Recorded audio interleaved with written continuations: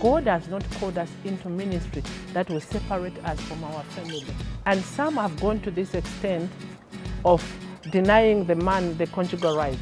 By the way, this is not only women, even men do the same. So if you can come and chase the demons and do all these things and win souls to Christ, and at home it's a different story, then God has been misrepresented.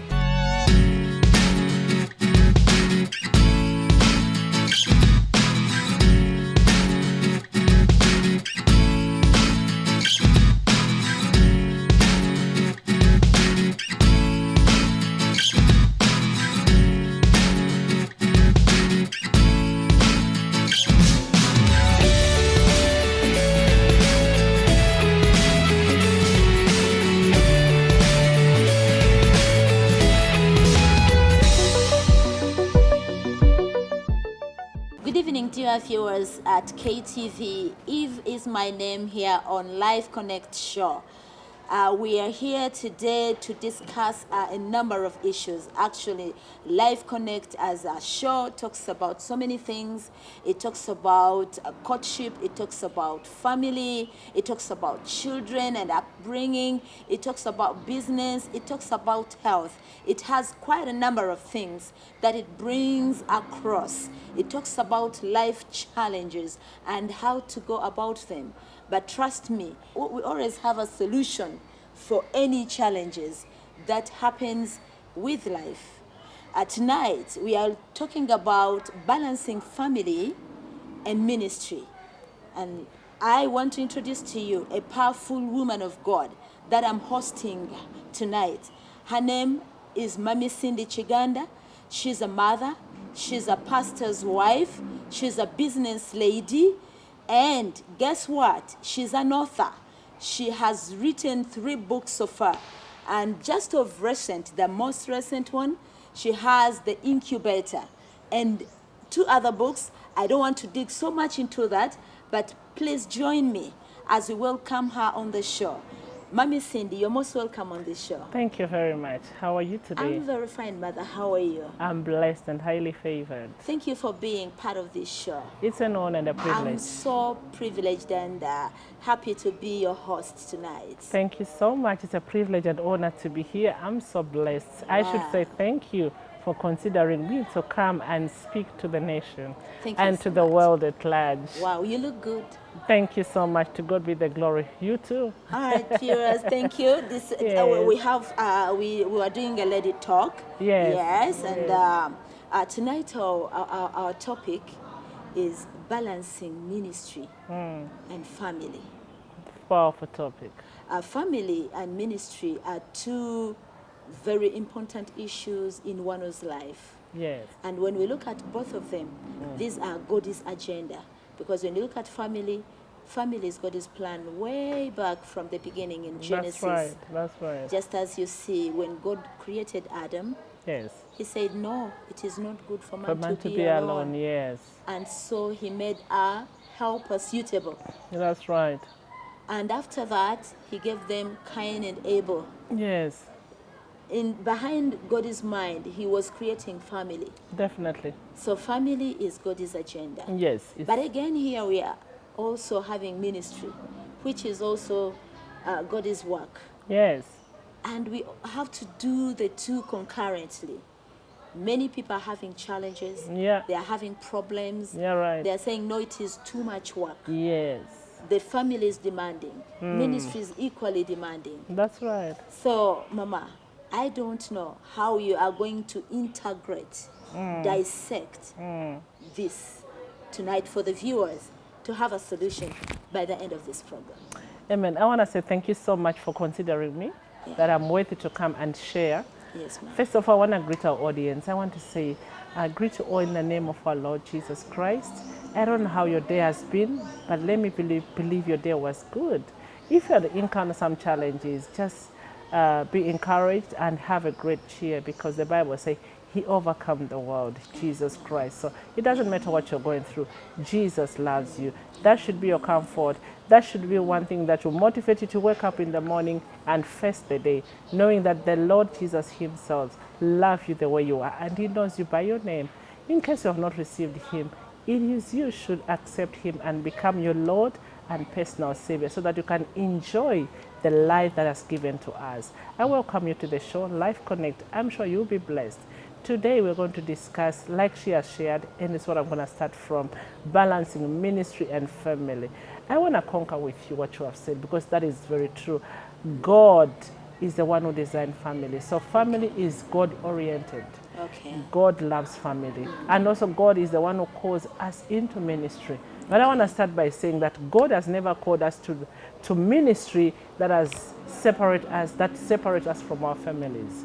So what comes first, family and ministry? Definitely what comes first is family. Because according to the Bible, Genesis chapter 2 verse 18 says, God looked and said, it's not good for a man to be alone. We did not see God first giving a man a ministry. He first gave him a wife. Yeah. And when a man gets a wife, that's how family starts, according to the Bible. So God gave a man a wife. And when he gets a wife, they'll get children, and a family is started.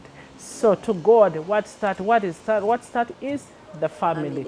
And get me right, I said God has not called us to ministry to separate us from our families. Yes. So what comes first is the ministry, is God, is family. I beg your pardon, it's family. So when God calls you into ministry, he calls you, but he wants you to take care of your family first, so that you are able to introduce this God to your children, to your family, to your wife, or to your husband, and they are able to receive him without them saying, this God has stolen away our family, has stolen away our father, has stolen away our mother. So God is interested in the family, and he wants us to serve him together with our families. Dear viewers, I think we are moving at the same page. Family is important, just as ministry is important. It's important, yes. But as we can look at the two, we are saying that family comes first. Yes. We first come from families before we go out to minister. Because if your Christianity cannot work at home, then don't dare to export it. It has to start at home. No wonder you see Joshua said, me and my house, we shall serve the Lord. Me and my house. He's not saying me, I will serve the Lord, but me and my house, we shall serve the Lord. So you and your children, you and your husband, you shall serve God. Yes. So if you have received Christ first, it is incumbent on you to take your Christ that you have received to your family. But how are you going to preach this gospel? Even Apostle Paul shares with us how to do it, especially wives. How do you preach the gospel? Your character must be able to preach Christ before even you share from your mouth. So your behavior, your character, the way you carry yourself must be able to preach Christ. This Christ is Christ. Christ is love. That's how it starts. Christ is love. God is love. That love should be shared in your family. Share with your family the love of Christ. Let there be a difference from the one who has received Christ and the one who has not received Christ. So it's very easy for you to bring Christianity at home if you yourself, you have received him, and bring him at home and introduce this Christ in the home with your character, not only words, with your character, the way you live, the way you carry yourself, the way you do things. Let whatever you do portray Christ. Then you are able to share this Christ with your family. Then you are able to bring your family to serve God with you. And how beautiful it is when Christ is well represented very well. Because let me tell you, anybody can preach. Yes. Anybody can go out and preach. Anybody can pray. Anybody can do anything. But the people with you at home, they have a better vision of you. They have a better understanding of you. So if you can come and chase the demons and do all these things and win souls to Christ, and at home it's a different story, then God has been misrepresented. And so it also affects these people now, the way they look at God Definitely, and ministry. definitely. Because there are also these other ministers who look at they have their own hierarchy. It is God first, then the rest come after.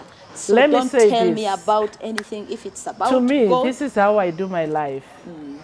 God first, I am second, then my husband third, then the children fourth. Why? Most times ministers of God have said God first. And some of them, they have jumped themselves and they have rushed to children. They have rushed to other people and they have neglected themselves. It's very difficult to give what you do not have. Yes. You can't give the love that you do not have. First, love yourself. The Bible says, love yourself, love your neighbor as the way you love yourself. So you should love yourself equally the way you love your neighbor. So first, love yourself, appreciate of who you are. Yeah. When you have that love, it's very easy for you to share this love with other people. Because you love yourself, you appreciate yourself. So let's start with God, because God cannot be compared with anybody, even our children, even our husbands. So God first, then after God, yourself. Yes. You matter. You matter. You are very important. For you to have a family, you yourself should be strong and able to stand. But if you neglect yourself, you don't take care of yourself, you don't love yourself, then you can never take care of the family God has given to you. Actually, It is very everything after difficult. God, everything now begins with you. Yes, begins If with you're talking you. about family, still Yes, family begins begins with with you. If you're talking about ministry, ministry again Begins begins with with you. Definitely, you got it right. Definitely. Then you'll be able now to share this love with everybody else and share Christ with everybody else and be able now to differentiate ministry and family. You matter, then your family comes. Comes next. Then church follows. Other people follows. The people of God follows. Actually, in First Timothy, it is actually brought out so well that Yes. if you cannot manage your family, Definitely. then there is no way why you should even come to manage church. Yes, if you cannot manage your family, it's very difficult for you to manage God's people. So you should start with your family, yourself. Manage yourself first as a person. Be able to manage yourself. Then you can manage your family, then manage the church. Because you know the challenge is so many people have ministry is very, very interesting, I would say, and also challenging. And when you are serving God and you are at that peak, things are going on well, whatever you are doing, because God give us the grace is sufficient, the grace is available. We are serving God and we're seeing things are booming. We are most times deceived by the appreciation. Because you need to understand now family comes in. Family entitlement. Let me give an example. I'm a mother. Yes. Definitely my children look at me as, we are entitled. Yes. So whatever she do, it's a man, she's supposed to do it for us. We are entitled. We are entitled to the love. Yeah. We are entitled to the time. Ministry comes, they applaud. Wow, that was good. So in most times, you feel like as a person at home, there is less appreciation. There is more demands. Okay. Ministry, in times, people just come, you minister, oh, appreciate, Pastor, you preached well. Pastor, thank you so much. You are Elijah of our time. You are our Moses. Can easily deceive you. And you start to give more of your attention, more of your time to ministry. And then neglect this other part that needs you. Because this one, children are demanding for attention. Yeah. Your wife is demanding for attention. Or maybe you are a husband, your wife is the one in ministry. The husband is also demanding for attention. And you are nowhere to be seen. You are all taken by ministry, from preaching, crusades, evangelism, all this, and all this consume time. So I would advise anybody who is in ministry, you should be able to have time management. Time management. What do I do when? Have a proper schedule. What do I do when?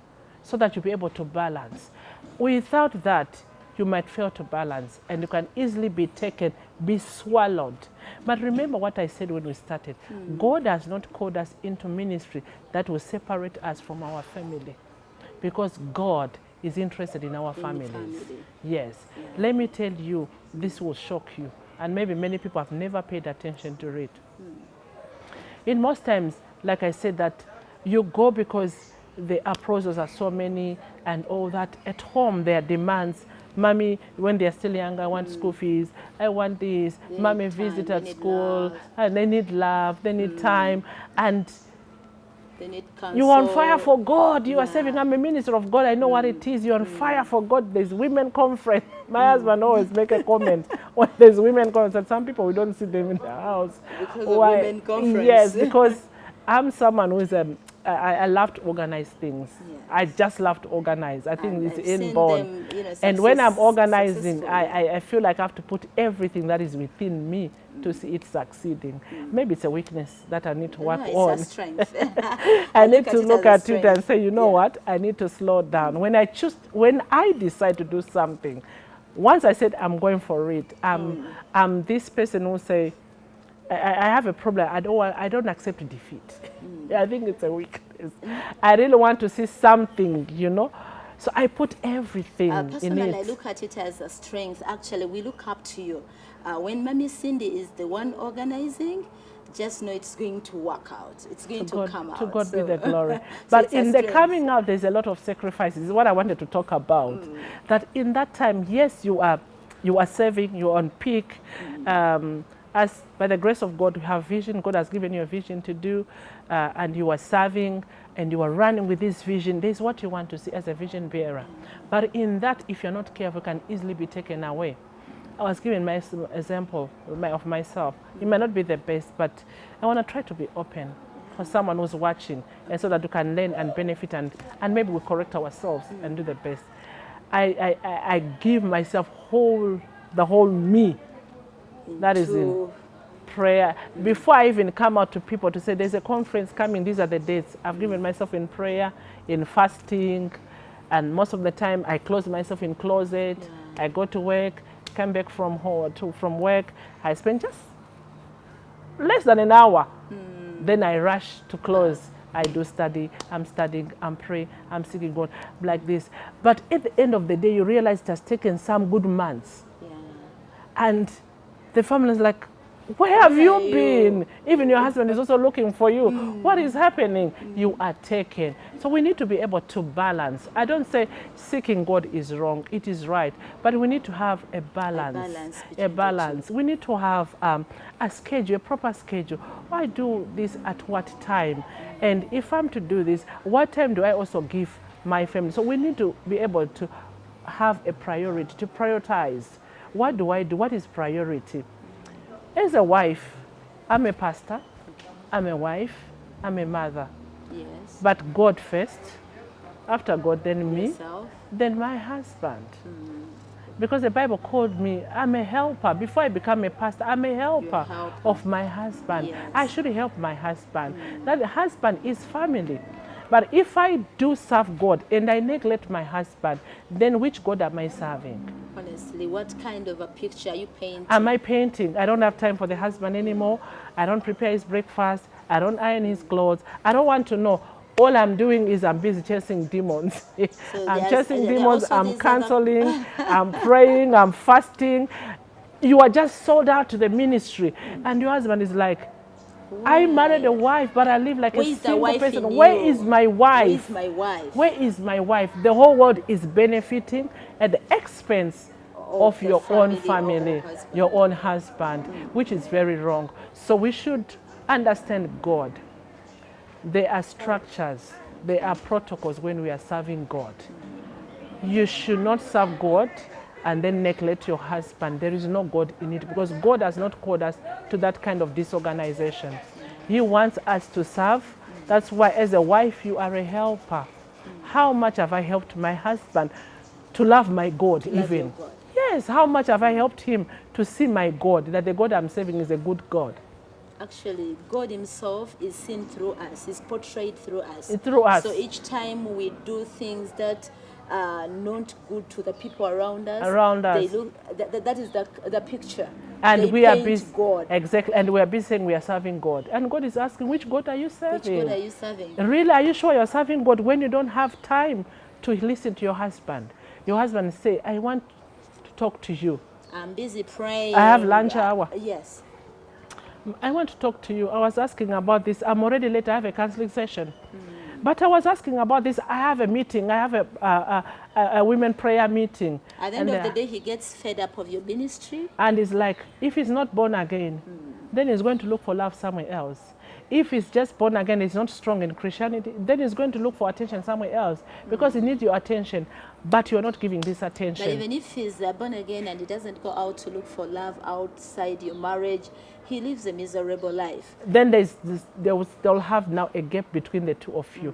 And some have gone to this extent of denying the man the conjugal rights. By the way, this is not only women, even men do the same. I also come to men. Men are also doing the same. They are men of God. They And are they're serving champions God. in that game anyway. Exactly. And they are highly anointed. And the whole world is benefiting and celebrating. But the wife, the children are like, okay. The Dad man they is are talking busy. about, the man they are talking about, which man are they talking about? Is it really our dad? Is really my husband? The one we don't see. We don't know him. And guess what? I wish both of us could pick this, both husbands and wives. And wives, yes. The moment your partner is not happy, he or she will not support you. Definitely. And you need this support when it comes to ministry Exactly, still. exactly. So I think we are getting it right now. Family comes before ministry. Yes, family first. Wow. Dear viewers, thank you so much. We are moving on. Mama is actually dissecting. She's explaining a lot and digging deep into this so much. You know, this has been a question to many people out there in ministry, most especially the young couples. Yes. And also servants of God. They've been Yes. having a great challenge and saying, no, this is a lot of work. How do we balance? How can I have a successful ministry but also as a happy marriage? They've been looking at it as a very big kind of challenge, but I believe that out there they have started at least learning and trying to fix a few things and bringing them back to life. We are here at Life Connect, dear viewers. We are still continuing. Mommy, there is also this other big concern in town Yes. and in life in general. There are these people who are hiding in ministry, but also seeming to be running away from responsibility. Someone calls themselves full-time ministers. They have children, they have responsibilities, they have wives and husbands, but they're just hiding. The world out would love to know, what about, how can one go about being a full-time minister if it exists anyway? Dear viewers, we want to come back on that. It is still very hot and interesting a topic, but we have to go for a break. Life Connect, navigating life together.